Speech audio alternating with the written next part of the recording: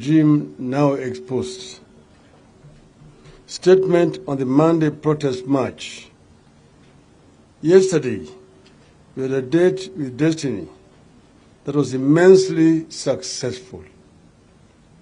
We wish to take this early opportunity to thank our supporters and patriotic Kenyans who turned out in large numbers to salvage our country. Our country and our democracy are much stronger because of the unwavering resolve of these patriotic citizens of our country. We also wish to express our gratitude to the media who shone a light on the demonstrations the whole day, and the Kenyans were able to see that it is the police who are violent and inciting the violence. They also informed the international community about what was happening here in Kenya. Therefore, we thank you. Very unfortunately, during this otherwise peaceful process, many of the demonstrators got hurt, and at least 2 innocent Kenyans were killed in cold blood by the police. We pass our sincere condolences to the families that lost loved ones to the police brutality. We will stand with those families in all ways, including pursuing justice on behalf of their loved ones. We will ensure that all those responsible are held to account for the lives that were cut short and the pains of those who got injured. There was an attempt on the lives of both Honorable Raila Odinga and Honorable Kalonzo Musyoka. Their cars were shot at, but luckily they were unharmed. We, however, remain horrified and disgusted by the response by the police. At a time the country is going through major security challenges in huge swaths of the country, where bandits and other criminals appear to have taken charge, we were shocked that police could assemble so many personnel and so much equipment to confront peaceful protesters. That brutality witnessed yesterday does not belong to this country. It is the more disgusting because the citizens were acting within the provisions of the Constitution and were given notice of the intention to march on Nairobi. It is impunity at its worst. We were determined to confront it as they saw yesterday.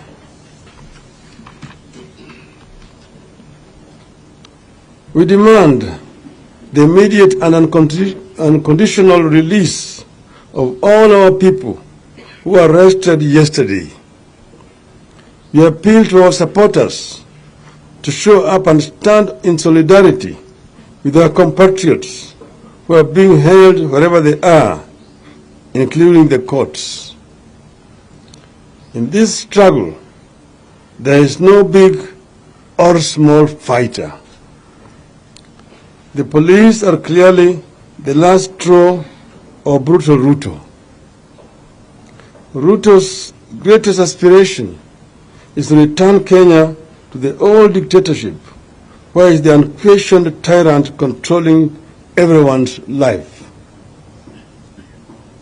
While we condemn Ruto's brutality and the ruthlessness, we have come to the conclusion that our police shall never change unless we make them change. We therefore wish to make Kenyans know that we have put together a team of security and legal experts to examine the conduct and orders given by the police commanders to the officers on the streets that led to the brutality meted out yesterday. We shall institute legal action against individual officers who give such orders that led to the mayhem.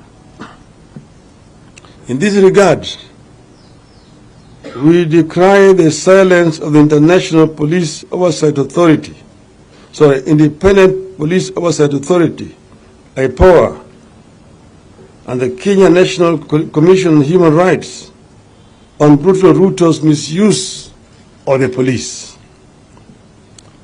We are going for individual responsibility and culpability against officers who acted against the Constitution. So far, we have a case to file individual charges against Mr. Adamson Bungei, the Nairobi police chief. We will press these charges locally and internationally. We will make Mr. Bungei and his enablers understand that the days when regimes could brutalize and butcher citizens with impunity are long gone. However, we commend those among the police who showed restraint in their actions and showed respect for the rights of their fellow Kenyans. We reiterate to our supporters and all patriotic Kenyans that this struggle is just starting. We are not looking back, and we will not be intimidated. No retreat, no surrender. Our issues remain as follows, fellow Kenyans. Number one, cost of living. We will not relent until this illegitimate regime understands that the people are hurting and that their suffering must be at the center of our priorities as a nation. We will push on until the cost of food, fuel, electricity come down.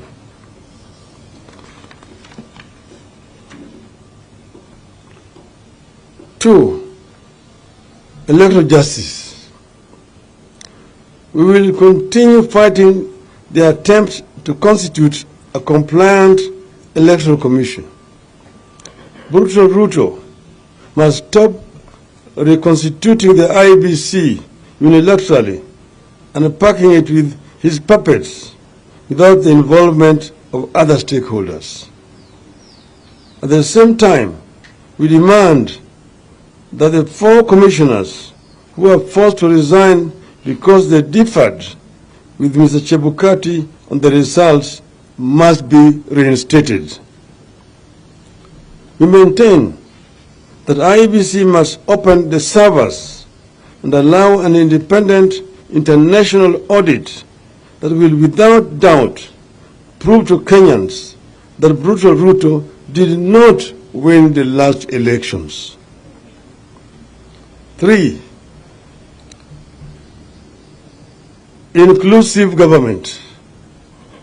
Brutal Ruto must stop the ethnicization and commercialization of the public service. We will fight for as long as it takes to save this country from being ruled by cartels, elites, and ethnic warlords. We are determined to lead the fight for the inclusive government opportunities based on merit. 4,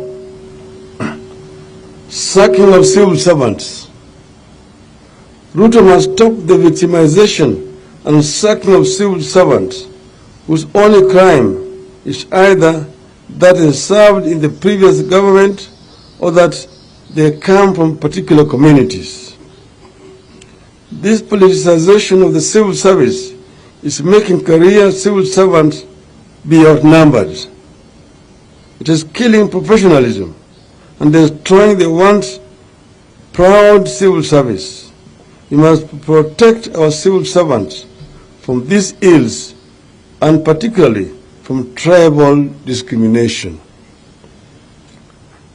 Finally, fellow Kenyans, in the second phase of our protests, in response to public demands, we shall now hold protests every Monday and every Thursday beginning next week.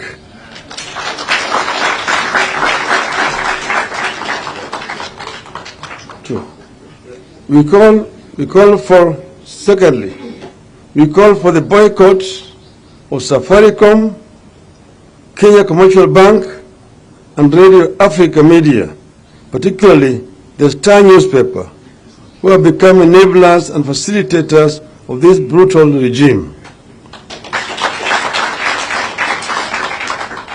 These corporates have become the enemies of the people and are benefiting.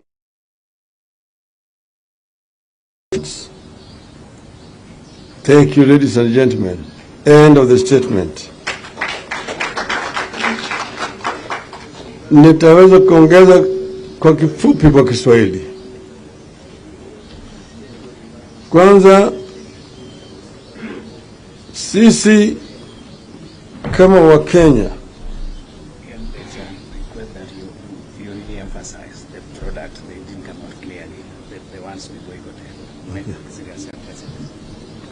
I'm just being reminded that I need to re-emphasize the final paragraph. And here I say, we call for the boycott of Safaricom, the Kenya Commercial Bank, and Radio Africa Media, particularly the Star newspaper, who have become enablers and facilitators of this brutal regime. We have the details why we are saying so, and our supporters will understand. Wacha niseme kwa muktasari kwa lugha ya Kiswahili. Sisi kama wanazimio na Movement for the Defense of Democracy, MDD, tunataka kutoa shukrani kwa Wakenya wote kutikia wito wetu jana na kujitokeza kwa wengi kote katika nchi yetu na kufanya maandamano ya kiamani bila tuliyoitishia. Tunatoa shukrani sana. Pili, tunatoa shukrani kwa vyombo vya habari ambaye vilevile waliangaza yale ambayo yalikuwa yanafanyika jana na kuonyesha Wakenya kila kitu ambayo ilikuwa inaendelea. Vile Wakenya walijitokeza, vile walikuwa wanaangamizwa na polisi, lakini Wakenya wengi ambao hawakukwako walitazama kwa runinga. Hata ulimwengu yote iliona yale yalikuwa yanafanyika hapa kwetu. Tatu, tunataka kutoa laana kwa polisi ambayo walitumikiwa kwa njia mbaya kuangaisha wananchi na kutumia nguvu ambayo ilikuwa haina maana, ambayo ilisababisha vifo wa Kenya wengine wawili, na hata vile vile ikafanya Wakenya wengi walipata majeraha. Tulisema sisi tulitangaza wazi mapema kwamba tarehe 20 tutakuwa na maandamano Nairobi na kwingineko. Tukaarifu polisi, tukatuma barua kwa mkurugenzi wa polisi, yani Inspector General. Pili, hapa Nairobi tukaandika barua kwa Bwana Bungei